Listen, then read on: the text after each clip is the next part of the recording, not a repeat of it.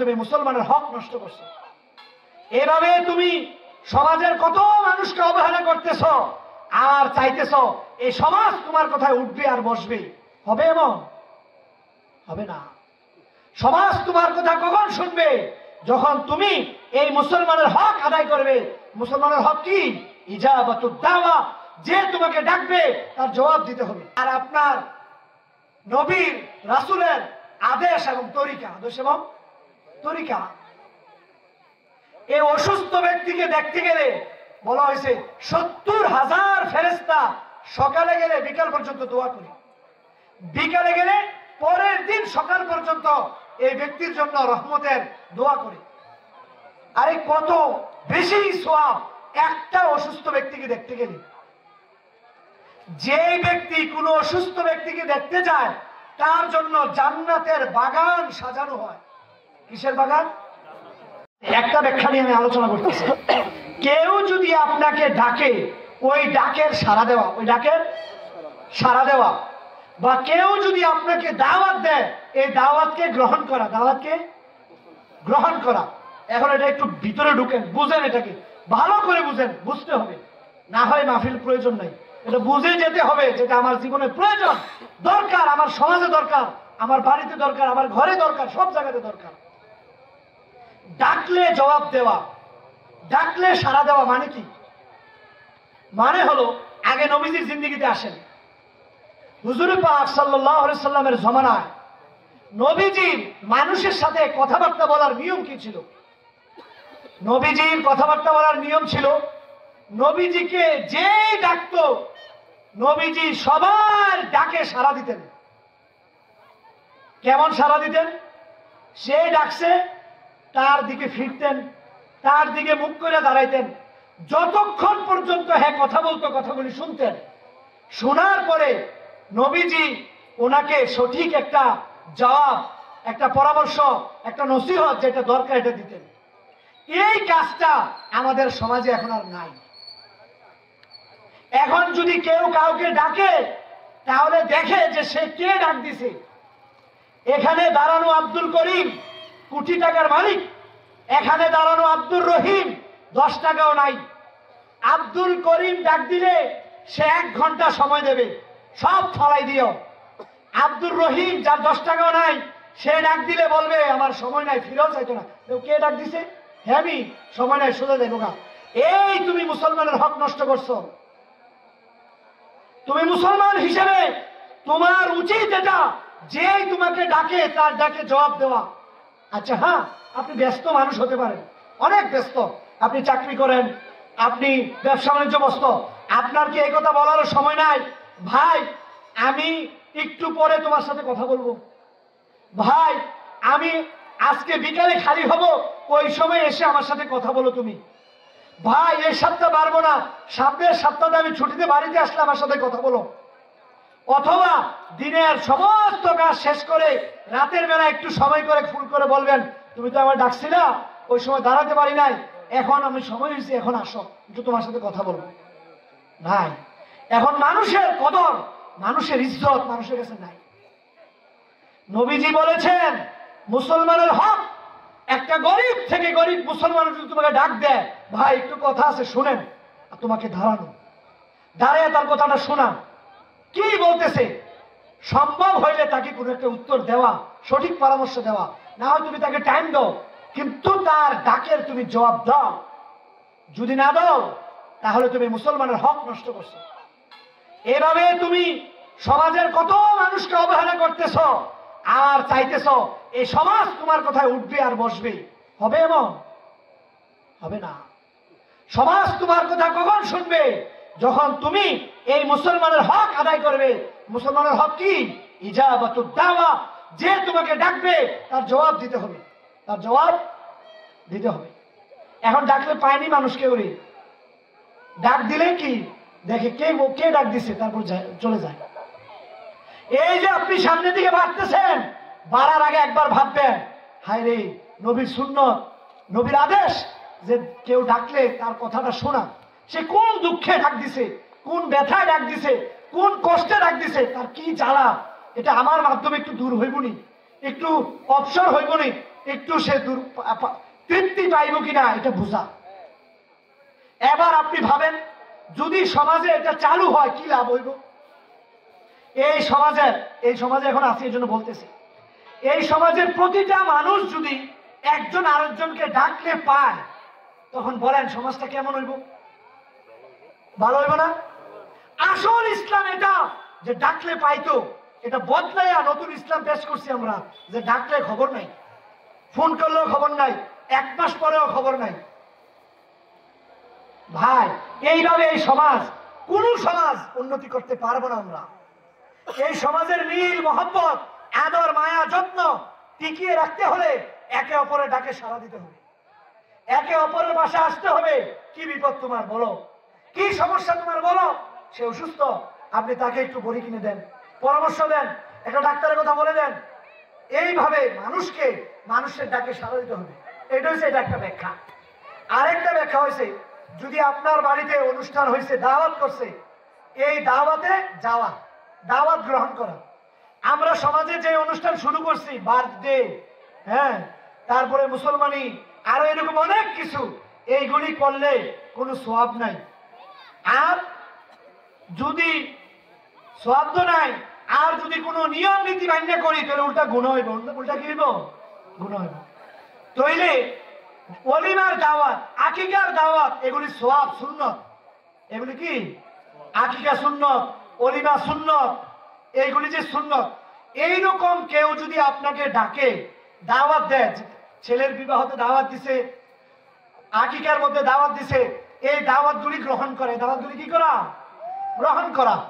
আপনি গ্রামের খুব মান্যগণ্য মানুষ, এই গ্রামের একটা সাধারণ লোক, সে বাজার থেকে 2 কিলো পোল্ট্রির মাংস কিনে না একটু ভালো করে যতদূর সম্ভব হয়েছে রান্না করে আপনাকে কইছে, ভাই অনেককে বলছি, মসজিদের হুজুরকে বলছি, আপনি একটু আসবেন, আপনারও দাওয়াত।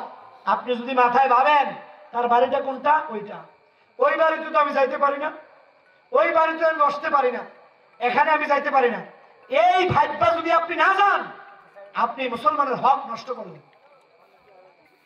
এজন্য যে দাওয়াত করো তার বাড়িতে যাওয়া, তার দাওয়াতকে গ্রহণ করা, তাকে বুঝানো।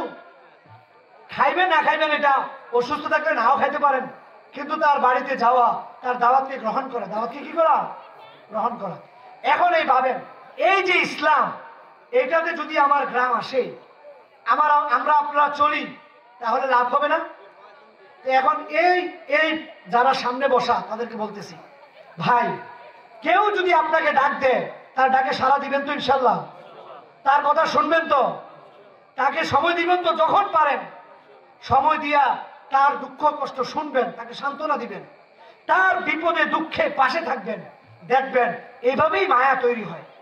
যখন আপনাকে ডাকলো, পাইলো না, তার বিপদে আপনি ছিলেন না, তার থেকে দূরে দূরে থাকছেন, তাকে অ্যাভয়েড করে চলতেছেন, তা সে এদিকে আপনি ওইদিকে, তাই ফোন করলে আমি এখানে নাই ওখানে নাই, সে দেখতেছে আপনি এখানে। এভাবে যখন চলেন, এভাবে কি মায়া বাকি থাকবে? বন্ধুত্ব মহব্বত বাকি থাকবে? সে আপনাকে ভাই মনে করবে? করবে না, করবে না। ভাই এজন্য অনুরোধ, যে যখন ডাকে তার ডাকে সাড়া দিয়া যতটুকু সম্ভব হয় তার দাওয়াত গ্রহণ করে তাকে সাহায্য করেন। করবো ইনশাল্লাহ? করবো তো ইনশাল্লাহ? এই বিষয়টা বুঝে আসছেনি? এটি কোরআন হাদিসের কথা, এটা মুসলমানের হক। এটা না হলে ক্ষতি হবে, এই সমাজ অশৃঙ্খল হয়ে যাবে, সমাজে মিল মহব্বত থাকবে না। তৃতীয় কাজ, কয় নাম্বার কাজ? 2টা। সালাম বুঝছেন তো? সালাম, এবার অক্ষণ ডাকলে পাশে দিয়ে দাঁড়ানো, এটা বুঝছেন তো? তৃতীয়, রিয়াদাতুল মারিজ, কেউ যদি অসুস্থ হয় তাকে দেখতে যাওয়া, তাকে দেখতে যাওয়া। দেখেন ইসলাম কত সুন্দর। এই গ্রামে যে অসুস্থ থাকুক তাকে দেখতে যাওয়া, এটা আপনার রবের আর আপনার নবীর রাসূলের আদেশ এবং তরিকা। আদেশ এবং তরিকা। এই অসুস্থ ব্যক্তিকে দেখতে গেলে বলা হয়েছে 70,000 ফেরেশতা সকালে গেলে বিকাল পর্যন্ত দোয়া করে, বিকালে গেলে পরের দিন সকাল পর্যন্ত এই ব্যক্তির জন্য রহমতের দোয়া করে। আরে কত বেশি সওয়াব একটা অসুস্থ ব্যক্তিকে দেখতে গেলে। যে ব্যক্তি কোনো অসুস্থ ব্যক্তিকে দেখতে যায় তার জন্য জান্নাতের বাগান সাজানো হয়। কিসের বাগান? জান্নাতের মধ্যে বাগান সাজানো হয় একটা অসুস্থ ব্যক্তিকে দেখতে গেলে। আর আজকে মা অসুস্থ, 4-5 দিন হয়ে গেছে, ছেলের এত কাজ হয়েছে, মারে দেখতে সময় নাই। বাবা অসুস্থ, বাবারে দেখতে সময় নাই। সে প্রতিদিন ভালো ভালো বিজনেস করতেছে, বাবাকে ওষুধ এনে দেওয়ার টাইম তার কাছে নাই। ও ভাই, যেই ধর্মের শিক্ষা এটা, তোমার পুরা গ্রামের মধ্যে যদি কেউ অসুস্থ থাকে, কেউ না দেখো, তুমি মুসলমান হিসেবে তাকে দেখতে যাওয়া তোমার দায়িত্ব। তোমার ঘরে যদি অসুস্থ থাকে আর তুমি যদি এটা না দেখো, তোমার কত বড় পাপ হবে, কত বড় গুনাহ হবে, তুমি আবার ভাবো। তোমার প্রতিবেশী কোন আত্মীয় নয়, কিন্তু প্রতিবেশী হওয়ার কারণে সে সব চাইতে বড় নিকট আত্মীয়। সে অসুস্থ হলে তাকে দেখতে যাওয়া। আজকে আমাদের অবস্থা কি হয়েছে? অসুস্থ হয়েছে 1 মাস গেছে না, 2 মাস গেছে না, খবর হয়েছে ক্যান্সার গেছে না, এবার খবর হয়েছে বিছনায় পড়ে গেছে, মারা যাবো, আর কথা বলতে পারে না। এখন যায় দেখা করতে, যদি না যায় তাহলে মানুষ কি বলবে? কি বলবে মানুষ এখন যদি না যায়? এই শিক্ষা তোমাকে কে দিছে? এত সহজ এই দিনের উপরে চলা এত সহজ নয় ভাই। আমাদের হক এটা যে একজন মানুষ অসুস্থ হলে তাকে দেখতে যাওয়া। যতটুকু হাদিসের মধ্যে অনেক দোয়া আছে, কোন ব্যক্তি যদি অসুস্থ ব্যক্তিকে দেখতে গিয়ে এই দোয়াটা 7 বার পড়ে, আসআলুল্লাহল আযীম রব্বাল আরশিল আযীম আইয়াশফিয়াক, মৃত্যু ছাড়া যে রোগে হোক না কেন আল্লাহ তাকে সুস্থ করে দেবে। এটা নবীজি কেন বলছে, কেন শিখাইছে? যাতে আমরা অসুস্থ ব্যক্তিকে দেখতে যাই আর এই দোয়াটা পড়ি। বলছে অসুস্থ ব্যক্তিকে দেখতে গিয়ে তুমি তাকে উৎসাহ দাও। হাদিসের মধ্যে দোয়া আছে, লা বাসা তাহুর ইনশাআল্লাহ। এই দোয়া পড়ার জন্য যেন অর্থ হলো, টেনশন করেন না, পেরেশান করেন না, ইনশাআল্লাহ সুস্থ হয়ে যাবেন, ইনশাআল্লাহ সুস্থ হয়ে যাবেন। অসুস্থ ব্যক্তিরা অপেক্ষায় থাকে, কত বন্ধুর সাথে চলছি, কত লোকের সাথে কাজ করছি, কত মানুষকে জীবনে সময় দিছি, আজকে আমি অসুস্থ, কেউ তো আসে না। সে একটা লোক যদি দেখতে আসে তার দিলেই বড় হয়, দুইটা ভালো কথা বলে এত বড় অন্তর হয় যে আমার বন্ধু আমাকে দেখতে আসছে, আমার ভাই আমাকে দেখতে আসছে। ও মুসলমান, তুমি নিজেকে দাবি করো মুসলমান, তোমার গ্রামের কয়জন লোক অসুস্থ আছে তুমি কি খবর রাখো? তাদের বাড়ি থেকে তুমি যাও, তাদের খবর তুমি নেও না ভাই। আজকে যদি অসুস্থ ব্যক্তিকে গ্রামে দেখতে না যায়, তাহলে আমি মুসলমান হইয়া মুসলমানের হক আমি আদায় করলাম না। এজন্য আমরা এখানে যারা আছি তারা নিয়ত করি, কেউ যদি অসুস্থ থাকে গ্রামের মধ্যে, এই অসুস্থ ব্যক্তিগুলিকে আমরা দেখতে যাব, যদিও আমার আত্মীয় স্বজন না হয়। দেখতে যাবো ইনশাল্লাহ, যাবেন তো? হ্যাঁ, দেখতে যাবেন। সম্ভব হলে আপনার কাছে সে জ্বরে ভুগতেছে, 10 টাকা নাই ঔষধের, আপনি তাকে 10 টাকার বড়ি এনে দেন, একটু হেল্প করেন, একটু সাহায্য করেন, একটু ভাবেন। যত বড় শত্রু হোক, যদি সে অসুস্থ হয় আর ওই শত্রু তার বাড়িতে অসুস্থ অবস্থায় 1 থেকে 2 বার দেখতে যায়, এই শত্রুতা মনে থাকবে? সে ভুলে যাবে না? সব ভুলে না, সব ভুলে যাব, কোনো কিছু থাকতো না, মন সাফ হয়ে যাব। আমার এই মৃত্যুর বিপদে এই সে আমার পাশে আসছে। আর আজকে এই শিক্ষা আমাদের মধ্যে নাই, সব ভুলে যেতেছি। বস আমার আমার আমার আমার আমার বাড়ি, আমার আমার আমার করতে করতে ভাই ছেড়ে দিছে, আমার আমার করতে করতে মা বাপ পর্যন্ত ছেড়ে দিছে, আমার আমার করতে করতে শুধু আমি, আমার স্ত্রী, আমার সন্তান, বাস এতটুকু আমার। তুমি এই আমার আমার আজকে অসুস্থ হও, আজকে মারা যাও, তোমার এই ফ্যামিলি তোমাকে যে শুধু মাটি দিবে তারাই দেবে? হ্যাঁ, সবাই তোমার। সবাই কার? সবাই তোমার। তুমি যখন দুনিয়াতে এসেছিলে তারা তোমাকে রাখছে না, সবাই মিল্লা রাখছে তোমাকে। তুমি যে শিক্ষা অর্জন করেছ সবাই মিলিয়ে তোমাকে শিক্ষা দিয়েছে। আজকে যে তুমি সমাজে চলাফেরা করতেছ, পুরা সমাজ মিলে তোমাকে গঠন করছে। আজকে তুমি একটা চিন্তা বানাইছো, আমার আমার আমার শুধু বাস, এই আমি, আমার স্ত্রী, আমার সন্তান, বাস মা বাপ পর্যন্ত বাদ দিয়ে দিছে। ভাই এটা শিক্ষা নয়, এটা ইসলামী তালিম নয়, একদম বেসিক রুলস এগুলি। এটা তো আজকে নাই। দেখেন কয়জন যায় কয়জনের বাড়িতে দেখার জন্য, আত্মীয় নাই দেখার জন্য, বিপদে ডাক দিছে সারা দেয়, সালামের রেওয়াজ চালাইছে সমাজের মধ্যে নাই। এবার একটু ভাবেন পজিটিভ দিক, যে যদি এইভাবে সবাই সবার বাড়িতে যায়, অসুস্থ হলে দেখতে যায়, একটু সান্ত্বনা দেয়, অল্প একটু যেটুকু সম্ভব তাকে হেল্প করে সাহায্য করে, এই সমাজটা কেমন হইব? মায়া, মহব্বত, ভালোবাসা, স্নেহ, একে অপরের বিপদে আপদে পাশে সব হইব না? কত সুন্দর হইব এই সমাজ, কত মিল, কত মহব্বত, কত আদর যত্ন হইব।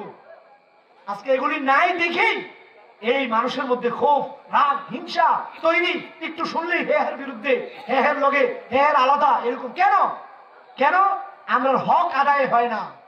মুসলমানের হক আদায় সালাম পর্যন্ত নাই, ডাকলে কাছে পাওয়া যায় না, অসুস্থ হলে দেখতে যায় না। এগুলি নবীর আদেশ ছাড়ছি, এজন্য সব মায়া মহব্বত যাইতেছে না। এই অসুস্থতার বিষয় ক্লিয়ার? হ্যাঁ, এটা আমরা করবো ইনশাল্লাহ। যতটুকু পারেন করেন, যতটুকু পারেন।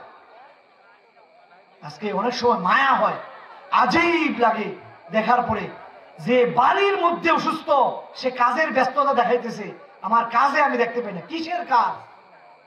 হ্যাঁ, ফোন ধরলে আধা ঘন্টায় ফোন রাখে না, আর পাশের ঘরে সে যাইতে সময় পায় না।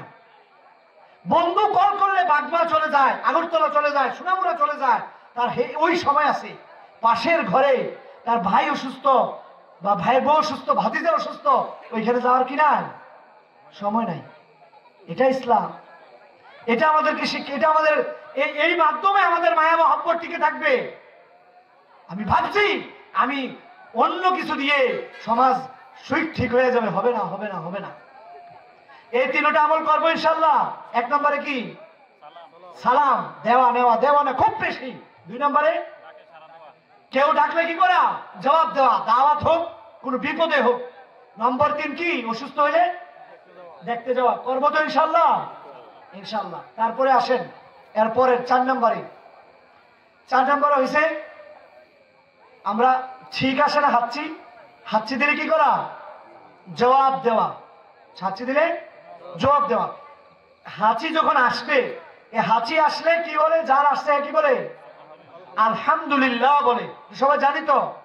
আলহামদুলিল্লাহ বলার পরে যে এই আলহামদুলিল্লাহ শুনবে, সে কি বলবে?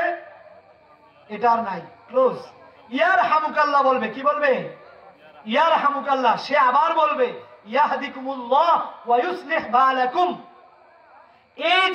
এই যে হাঁচি দিলে, এই যে আলহামদুলিল্লাহ বলা, আলহামদুলিল্লাহ বদলা ইয়ার হামুকাল্লাহ বলা, এইটাও একটা মুসলমানের হক। হাঁচি একটা ঘুমের কারণে যে আমি দে কইরা কইছে, এটা হচ্ছে অপছন্দনীয়। আর হাঁচি দেওয়াটা এটা পছন্দনীয়। হাসির কারণে দিমাগের অনেক গরমি, বোখার, অনেক কিছু এগুলি হাসির সাথে বাইরে হয়ে যায়। কি হয়ে যায়? মাইন্ড ফ্রেশ থাকে, সুস্থ থাকে, দিমাগ ভালো থাকে। এই যে একটা মুসলমান ভাইয়ের মাইন্ড ফ্রেশ হলো, দিমাগ ভালো হলো, সুস্থ থাকার জরিয়া হলো, আর সে আলহামদুলিল্লাহ বললো, তার জবাবে আপনি বলতে হবে ইয়ারহামুকাল্লাহ, আল্লাহর রহমত তোমার উপরে আসুক। এটা যদি আপনি না বলেন, আপনি আরেকটা ভাইয়ের সুখ শান্তির চিন্তা করনেওয়ালা মুসলমান আপনি হইতে পারলেন না। এটা সবাই করবো ইনশাল্লাহ? করবো তো? এটা শিক্ষালাম। আলহামদুলিল্লাহ বলে কি বলে? আর আলহামদুলিল্লাহ উত্তরে কি বলে? ইয়ারহামুকাল্লাহ। কি বলে? ইয়ারহামুকাল্লাহ। ডেইলি এতটুকু শব্দ যদি একটা একটাও শিখেন, কটা শিখেন? একটা 365 দিনে এত বেশি ইলমের মালিক হয়ে যাবেন, অনেক কিছু জানবেন। একটু নিয়ত করেন যে শিখবো, ধীরে ধীরে অল্প অল্প করবো ইনশাল্লাহ। এরপরে 5 নাম্বার